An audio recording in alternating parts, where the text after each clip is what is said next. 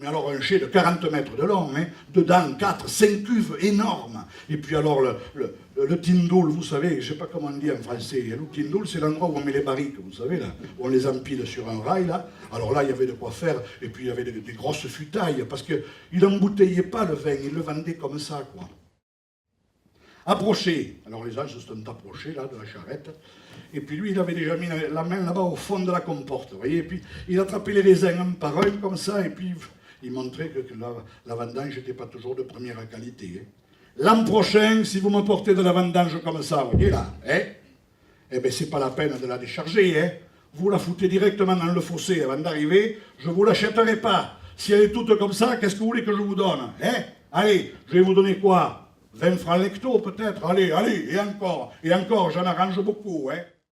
Bon, il avait essayé de traîner cette réputation d'homme à femme, il avait fait des avances à la Fantine. La Fantine, c'était une jeune veuve qui avait une belle propriété agricole et dont le mari était décédé quelques années auparavant de la tuberculose. Alors elle continuait à faire fructifier son affaire comme elle pouvait, bien sûr, la Fantine.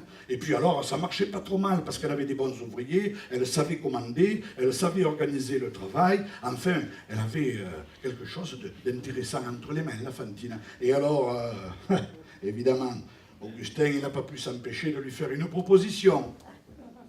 Et la Fantine, elle lui a dit, tu vois, Augustin, ce chai-là que tu as fait bâtir, c'est avec notre argent que tu l'as fait bâtir. Hein.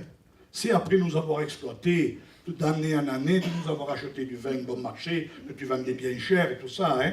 Alors tu sais pas, le jour où tu accepteras de mettre sur ton testament que ce chai revient à l'ensemble des vignerons de la commune, eh bien, à ce moment-là, je reconsidérerai ta proposition.